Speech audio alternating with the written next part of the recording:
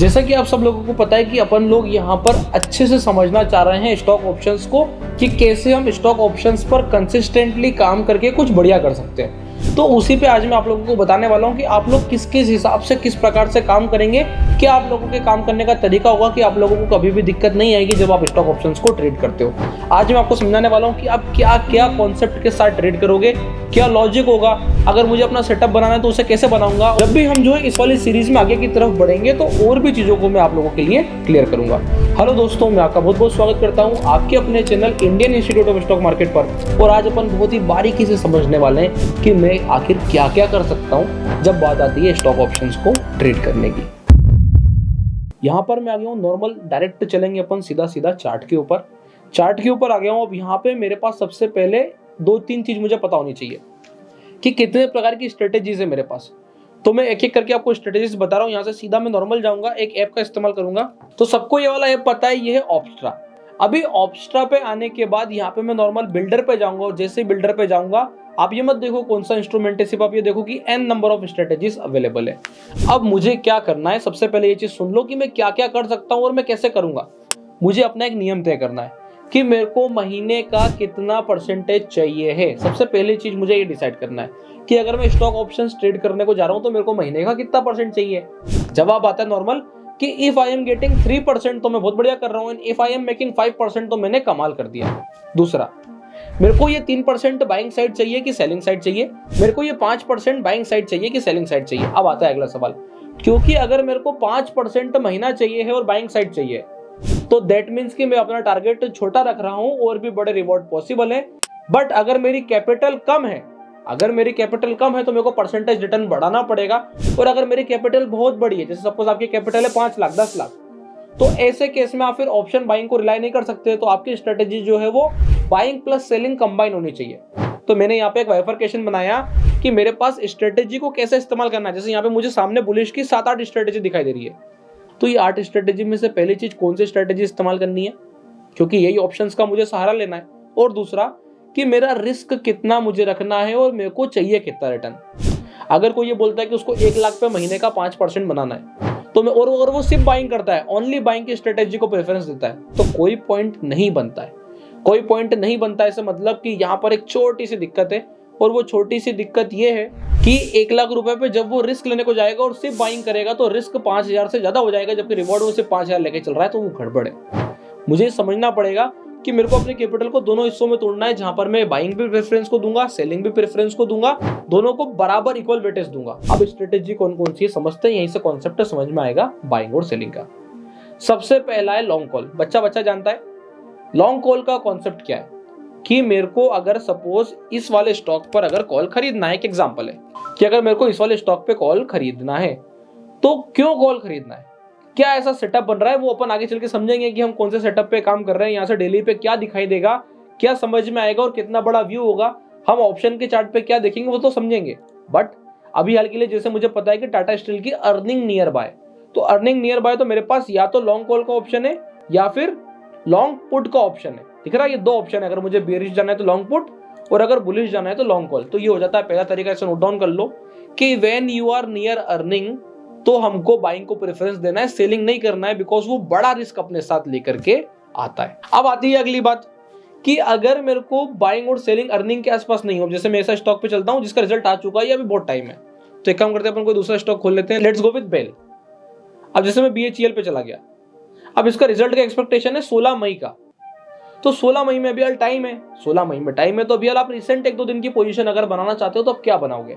अब जैसे ही मैंने बोला 1-2 दिन की पोजीशन, यहाँ से नया कॉन्सेप्ट उठ के आता है कि सबसे पहला मुझे ये डिसाइड करना है कि मेरा गोल्स क्या है, मुझे महीने का कितना अचीव करना है। अगर मैंने कहा मुझे महीने का 3 से 5% अचीव करना है तो मेरे को ये समझना पड़ेगा कि मेरी कैपिटल पहली चीज तो बड़ी होनी चाहिए ताकि मेरे को 3 से 5% कुछ दिखे, महसूस हो कि हाँ कुछ पैसा बनाए। और दूसरा, जब मैं 3 से 5% बना लूं तो मुझे लग जाए कि इस वाले महीने का सफिशिएंट हो चुका है, मुझे रुकना चाहिए या क्वांटिटी छोटी करनी चाहिए। तीसरा, बाइंग और सेलिंग को बराबर मैनेज करना है। इसके बाद आता है अगला वाला पॉइंट कि मेरा ट्रेडिंग का स्टाइल क्या है, मुझे अपने ट्रेडिंग का स्टाइल ढूंढना है। क्या मैं इंट्राडे करूंगा, क्या मैं पोजिशनल करूंगा, क्या मैं इंट्राडे पोजिशनल को कंबाइन करूंगा, मैं स्विंग साइड जाऊंगा, मेरी पोजीशन 1 दिन से 3 दिन की रहेगी, मेरी पोजीशन 3 दिन से 5 दिन की रहेगी। ऐसा नियम आपको बना के चलना होगा। अब वो मैं क्यों बोल रहा हूं, क्योंकि सुनना, इससे आप एक गंदी आदत से बच जाओगे। वो गंदी आदत क्या है कि एक आदमी क्या करता है, वो 1 तारीख, 2 तारीख, 3 तारीख को एक स्टॉक ऑप्शन बाय करता है, उसके बाद वो कंटिन्यूअसली उसको होल्ड कर रहा होता है।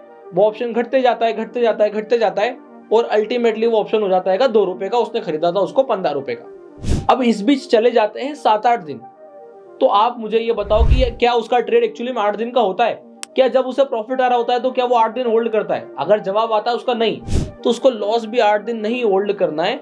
उसको सिर्फ और सिर्फ हमेशा डिसाइड करना है कि मेरी पोजीशन 2 दिन की होती है। चाहे वो प्लस साइड जाए मैं 2 दिन में काट दूंगा, चाहे वो माइनस साइड जाए मैं 2 दिन में काट दूंगा। तो ऑप्शन बायर इसमें फायदेमंद हो जाता है। अब इसके बाद आती है सेलिंग वाली बात। तो सेलिंग वाले में उसे डिसाइड करना है कि उसको सेलिंग में डायरेक्शन से पैसा कमाना है कि उसको सेलिंग में थीटा से पैसा कमाना है। अगर उसे सेलिंग में थीटा से पैसा कमाना है तो उसकी पोजीशन होना चाहिए 8 दिन की मिनिमम, कि मेरा जब भी ट्रेड इनपुट होगा 8 दिन चलेगा, फर्क नहीं पड़ता ऊपर जाएगा नीचे जाएगा। मेरा रिस्क मेजर होगा, मेरा रिवॉर्ड मेजर होगा, और मुझे पता होगा कितना लेना है कितना नहीं लेना है। ठीक, इसके विपरीत अगर बात आती है कि यहाँ पे मुझे सेलिंग को ही करना है और सेलिंग छोटे टाइम फ्रेम के लिए करना है और डायरेक्शन से जाना है, तो फिर अब उसका ट्रेड चलेगा 2 दिन 3 दिन, और डायरेक्शन आने का वेट होगा और रिस्क बढ़ा होगा। क्योंकि डायरेक्शन जब आप जाते हो तो रिस्क बढ़ जाता है, और जब आप थीटा लेने जाते हो तो रिस्क कम होता है। तो चलो अब इसको समझना शुरू करते हैं कि बाइंग के लिए मैंने बता दिया, अगर अर्निंग नियर बाय है तो we will go with long call और long put depending upon the logic. आगे चल के मैं अर्निंग की स्ट्रेटेजी भी समझाऊंगा कि कब डिप्लॉय करनी है, कैसे करनी है, क्यों करनी है। अब आ जाते हैं यहाँ पर कि यहाँ पे मैं सबसे पहले प्रीमियम चेक करता हूँ, तो मुझे दिखाई दे रहा है कि एट द मनी पे 20 रुपए का प्रीमियम है। दिख रहा है 11 + 9 मोटा मोटा 20 रुपए का प्रीमियम है। तो ये 20 रुपए का प्रीमियम मेरे को यह बता रहा है कि ये स्टॉक यहाँ से 20 पॉइंट के आसपास का विगरस मूव लेने की कैपेसिटी रखता है। अब मैं क्या करूंगा, सबसे पहले चलते हैं स्टॉक के ऊपर, और अब मैं कितने प्रकार से यहाँ पे ट्रेड कर सकता हूँ, बस मैं ये लॉजिक आपको समझाने वाला हूँ। बाकी आपको डिसाइड करना है कि आप स्कोर कितना परफेक्ट बना सकते हो। अब यहाँ से आपको एक चीज दिखाई देगी कि स्टॉक का एक शानदार वाला सपोर्ट 200 रुपए पे आपको दिखाई दे जाएगा। किससे बता रहा हूं मैं? लॉजिकली बता रहा हूं कि यहाँ पे आप देखोगे इसके ऊपर 3 लाख का हुआ है 220 पे, वो टूट चुका है। और उसके बाद अगर मैं देखता हूँ सबसे बड़ा हुआ कहाँ दिखाई देता है, तो 210 पे, और उसके बाद अगला ओआई कहाँ दिखाई देता है, तो वो दिखाई देता है मुझे 200 पे। और कॉल साइड में आप देखोगे बड़ा वाला ओआई बनता दिख रहा है, दिख रहा है, this is the call side दिख रहा है हमको, कॉल ओआई है, this is put side, put OI है। तो यहाँ पे 210 और 210 के बाद सीधा 200। तो राउंड फिगर के हिसाब से यहाँ पे सबसे बढ़िया जो सपोर्ट आता है वो आता है 200 का। अब बात ये आती है कि जब तक ये 200 आ रहा है मेरे पास क्या स्ट्रेटेजी अवेलेबल है। अब देखो आप, मैं यहाँ पे ये देखूंगा कि यहाँ से मार्केट कितना दूरी पर बना हुआ है। जैसे कि यहाँ पे मार्केट 230 पे सबसे बड़ा हुआ लेके रखा हुआ है। अब मैंने यहाँ पे क्या करा, 230 के ऑप्शन को शॉर्ट कर दिया, ये ध्यान में रखते हुए कि उसके ऊपर सबसे बड़ा ओआई था।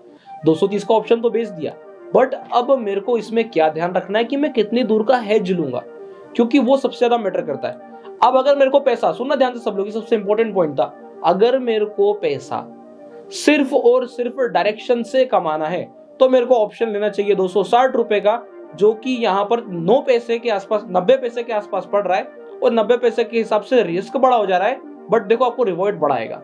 आपको यहाँ पे सामने दिखाई देगा कि यहाँ पे मेरा रिस्क बड़ा हो जा रहा है पर मेरे को रिवॉर्ड बड़ा आएगा जब मार्केट डायरेक्शन पकड़ लेगा, और वो भी दूरी से। मतलब मार्केट चल रहा है 215 में, बेट कर रहा हूं हो जाएगा 200, और मैं ट्रेड कर रहा हूं 230, ताकि सेफ्टी भी बनी रहे कि मार्केट अगर ऊपर की तरफ मूव करता है 226 भी आएगा तो मेरे पास 10 पॉइंट का स्टॉप लॉस है। आप सोच रहे हैं कि 6800 रुपए जाने के लिए भी मार्केट को लगभग 10 पॉइंट ऊपर बढ़ना है, BHEL को 10 पॉइंट ऊपर बढ़ना है। अब इसी को चेंज करते हैं हम कि मेरे को रिस्क कम रखना है बट रिवॉर्ड भी कम आएगा, चलेगा, पर मेरे को चाहिए सिर्फ थीटा। अब देखो सिर्फ थीटा चाहिए ना, तो 215 को सेल करो, हो गया लॉजिक क्लियर, और 225 को बाय करो। वहां पे रिस्क देखा था कितना बड़ा है, अब यहाँ रिस्क देखो, यहाँ पे रिस्क है 14,000, रिवॉर्ड है 11,000, रिस्क कम हो गया। बट अब आपको सिर्फ और सिर्फ थीटा मिलेगा। जैसे ही मार्केट थोड़ा नीचे जाएगा तो मेरा मेन जो प्रॉफिट आएगा वो थीटा से आएगा, अब डायरेक्शन से नहीं आएगा। आपको ऐसा लगेगा कि जब मैं दूर साइड जा रहा हूँ तो वहां पे मैं थीटा ले रहा हूँ, पर वहां पे मैं थीटा नहीं ले रहा हूँ, वहां पे एक्चुअली में मेरे को डायरेक्शन चाहिए, क्योंकि मार्केट में वो ऑप्शन धीमा धीमा धीमा करके घट जाएगा। अगर थोड़ा सा भी बाजार नीचे जाएगा तो वो ऑप्शन बहुत स्पीड से घट जाएगा, यहाँ पे थीटा नहीं आएगा। अब जब मैं डिस्टेंस को पास रखता हूँ तो यहाँ पे मेरे को चाहिए है प्योर डायरेक्शन, कि मार्केट स्पीड से नीचे जाए और साथ साथ में जो है धीमा धीमा करके मेरे को थीटा देते रहे। क्योंकि जब मैंने ऑप्शन को पास रखा है तो क्या होगा, ये वाला ऑप्शन भी आराम से घट रहा होगा, ये वाला ऑप्शन भी आराम से घट रहा होगा। मेन चीज क्या आ गई है, मेन चीज है कि मार्केट 212 पे टिक जाए, पूरे महीने ही टिक जाए, मेरा कुछ गया ही नहीं, क्या होगा, जो रिवॉर्ड मुझे चाहिए है वो आ जाएगा। दोनों को एक बार में और कंपेयर कर देता हूं, फिर से देखो, कंफ्यूजन नहीं होना है बिल्कुल भी यहाँ पे मैं आया 230 पे, इस वाले ऑप्शन को शॉर्ट किया, क्योंकि यहाँ पे जो मेरा फोकस है वो डायरेक्शन से कमाने का है कि मार्केट जो है वो नीचे की तरफ ड्रास्टिकली मूव कर जाए। और ये बड़ा रिस्क जो मैं ले रहा हूँ सिर्फ और सिर्फ नेकेड ऑप्शन बेचने का, ये नेकेड ऑप्शन है, आप सिर्फ यहाँ पे हेज के लिए ऑप्शन खरीद रहे हो, बाकी ये पूरा ऑप्शन नेकेड है। तो इसका जो रिस्क है ना ये पूरा चला जाए और मेरे को तेजी से पैसा आ जाए। जैसे ही मार्केट नीचे उतरेगा, आप देखो 216 का मार्केट सिर्फ 210 पहुंचेगा, 3-4 हजार बनने लग जाएंगे। जैसे 203 पहुंचेगा, 6-7 हजार बनने लग जाएंगे। अब आ जाते हैं अपन, फिर से रिसेट करते हैं इसको, और अब मैं आ जाता हूँ 215 का बेचा और 225 का यहाँ पर मैंने खरीदा। अब जैसे ये वाला सीन बनाया, अब अगर आप यहाँ पे देखोगे तो क्या हो रहा है कि यहाँ पर 200 पर आने पे कितना बन रहा है, 6-7 हजार रुपए के आसपास बन रहा है। बट अब मेरा रिस्क छोटा है। अगर मार्केट पलटी भी मारता है तो मैंने क्या बताया व्यू कि मैं लंबा बैठ सकता हूं। वहां पे मेरा क्या है, सीधा काटना है, क्योंकि मैं डायरेक्शन पे था। डायरेक्शन गलत तो मेरे को बाहर निकलना है। यहाँ पर डायरेक्शन नहीं है, मैं डायरेक्शन से फेवर नहीं करना चाहता हूँ। मैं चाहता हूँ कि मार्केट सिर्फ 4 पॉइंट नीचे चले, हो गया मेरा काम। अब पूरे महीना बैठना है। अगर उतर के यहाँ पे भी आ गया तो मुझे पता है कि मेरा रिस्क बड़ा नहीं है। जाने को जितने, आने को उतने, ज्यादा अंतर नहीं है। रिस्क रिवॉर्ड आप देखोगे तो 1:1 के नियर बाय टच होता है। And that's it. यही चीज का हमें ध्यान रख करके काम करना होता है। तो मेरा मानना है कि आप लोगों को अभी हाल के लिए क्लियर हो गया होगा कि कितने हिसाब से मैं ऑप्शंस को लेके चल सकता हूँ। इसके ऊपर एक बहुत बड़ा पार्ट है। अभी आगे चल के मैं बताऊंगा कि आप ऑप्शंस के ऊपर रेशियोज भी बना सकते हो।